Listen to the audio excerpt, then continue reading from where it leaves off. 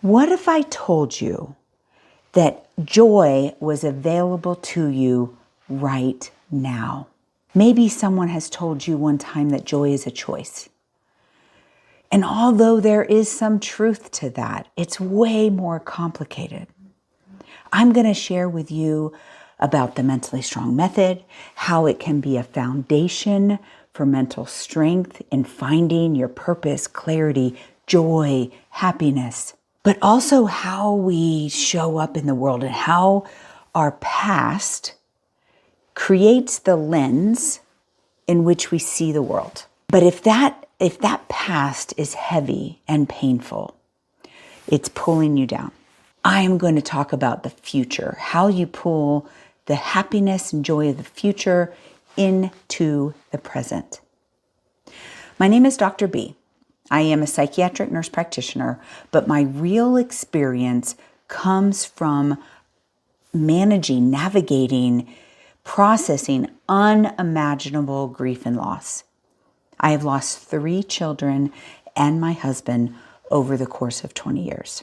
I created the Mentally Strong Method as I was raising my 7 children, and I had a very sick son, and life just felt super stressful and overwhelming.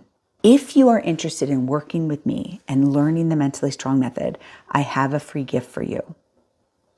Click the link in the description, and it is a free book of my story and the Mentally Strong Method called Pain and Purpose. You will then be invited to watch the documentary, to come to a live with me to answer your questions. I would love to work with you. So how do we find joy right now? You see, I want you to look at this. I'm a visual person. When I see it or feel it or live it, I know it. So in this visual, you see that you have your past. Everybody has a past. There's pain in your past. There's probably joy and happiness and gratitude and lots of good things, but your past, the negative parts of your past often creep in and are part of that filter of your present. And it's weighing you down. But if you look at this, so you have your past and then your future. And then the present is kind of touching both things right there in the middle. This is your present moment. And maybe if you're watching this, you're probably having trouble finding joy in this present moment. Maybe this present moment is overwhelming. And the reality of your filters, your pain from the past, how you're perceiving that current overwhelm and stress is making it hard to find the joy. But when we are able to look at this image and say, okay, here's the past, here's the future. I want to process my past. It's still part of my story, so there's still going to be a little bit of that circle, right? But I want the energy to be of the future. But I need you to be thinking positive about that future and knowing what you want that future to be, right? And so if we can think positive about the future and bring that in, we can find joy today. And this is what people are talking about when they say prayer and manifest and choose joy right now and choose gratitude right now. But it's a little more complicated than that. And that's why I teach what I call the Mentally Strong Method. This is a foundational piece of knowing how to process everything that's ever happened to you in the past, anything that is going on with you now in the present. And then if you have this solid foundation, you will be able to know and be confident that whatever happens in the future, you can still find joy and happiness. So, what is the Mentally Strong Method? Here's a visual. Remember, I told you I'm a visual person. You see that bullseye right in the middle? That's your personal vision. Who do you want to be? What are you trying to do physically, mentally, emotionally, spiritually in your life? What kind of mother do you want to be? What kind of professional do you want to be? How do you want to show up? A personal vision is deeper than a goal. It's who you are, who your soul's purpose is. And a lot of times people have a hard time of like really processing and knowing their purpose. So if you are interested in working with me to help you in that personal vision, click the link, start that journey, learn about me so you can trust me, but then also know that I have gained so much wisdom from my pain that I want to share with you. So back to the image. So we have that personal vision right in the middle. You see those blue little things all around? Those are different categories. And many, many people in the self-development space teach about positive psychology. And positive psychology is when you're thinking negative, I want you to think positive. And the more you can think positive, the more positive things are going to happen to you. And there is some solid truth to that. But that is only one of the 10 categories. You see, what I have learned in my journey is that positive psychology does not help my grief. Positive psychology does not help my spiritual conflict. Positive psychology does not help me release my trauma. It helps me think positive about the future, but it does not release that pain. And the more, remember back to those circles, right? The more weight we are holding from the past, the heavier it is and the harder it is to find joy in the present. So if you feel heavy, if you feel depressed, you feel anxious, then there's things from your past that are impacting you. And somebody might say, well, but I have clinical depression and I have been diagnosed and I'm on medication. That's fine. That is still just how you are showing up right now. And I talk about this in the Raising Mentally Strong Kids, is that, yes, there could be a genetic component. I definitely have depression in my family history. I have addiction in my family history. And I could be more predisposed to those things. But if we can learn to think through our problems, organize them, and make choices in line with what we want, let's go back and look at that wheel. So remember I was talking about the blue little spokes there. Those are the things that are, from your past that are holding you back.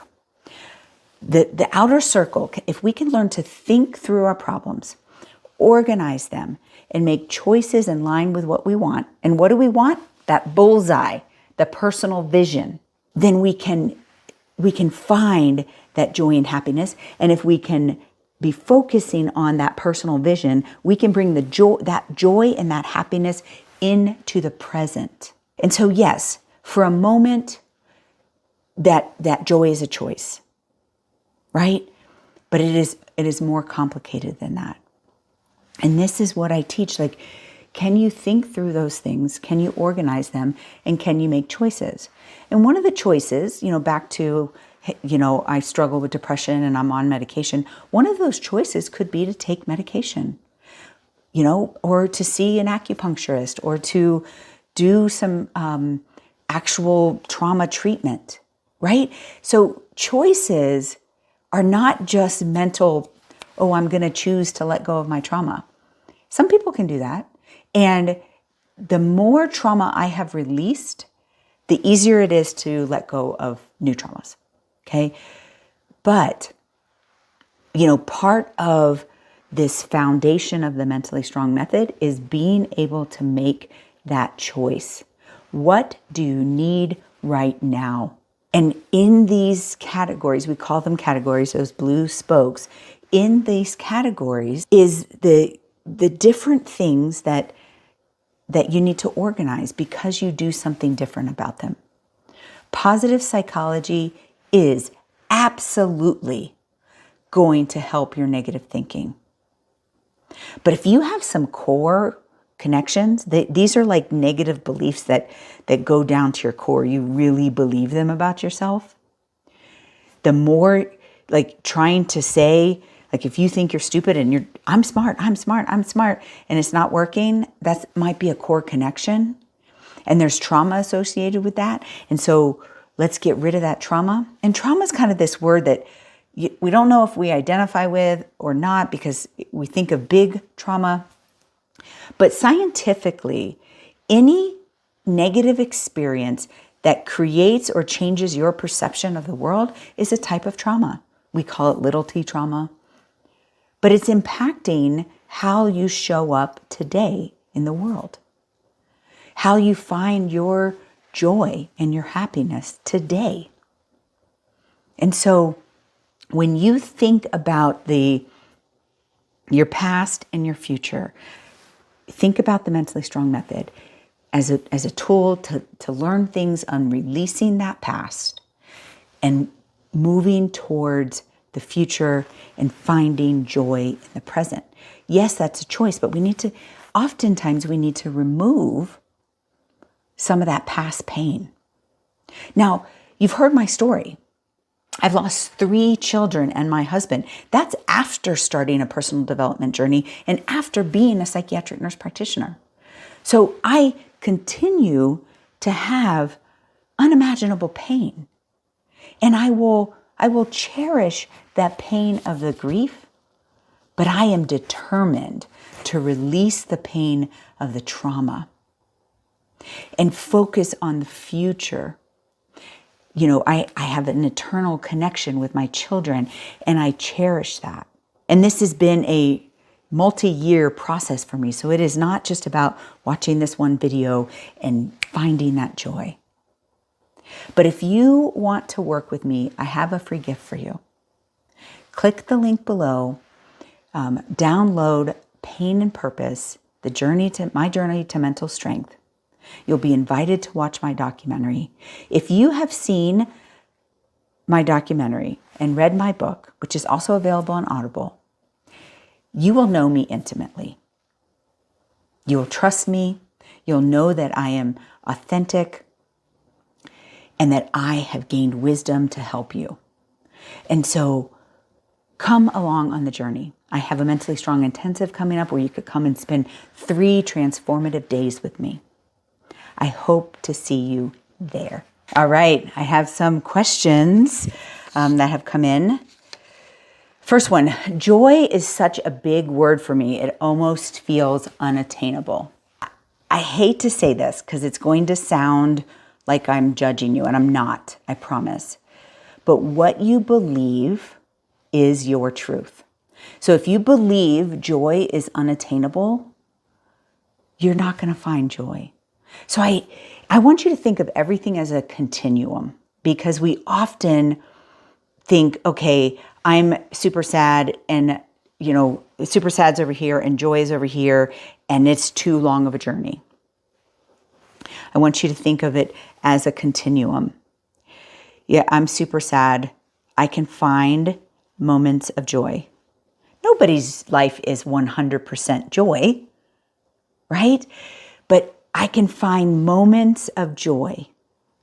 And on that continuum of 0 to 10, 10 being joyful all the time, I can get to 6 or 7, right? I can push the threshold.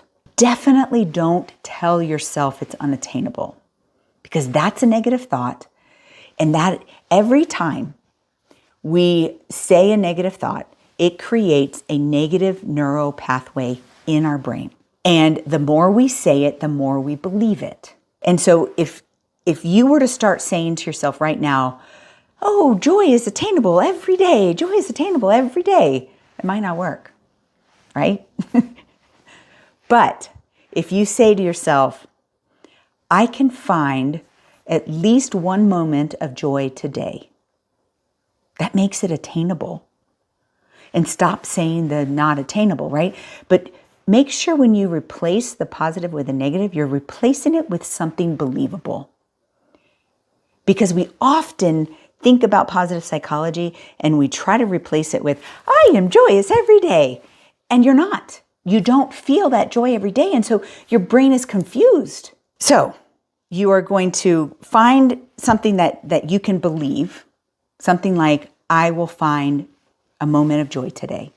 And then tomorrow I will find 2 moments of joy, or whatever actually brings you, moving you on that continuum to find more joy.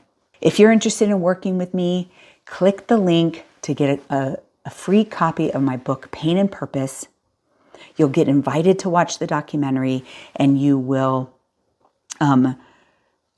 be invited to a live webinar.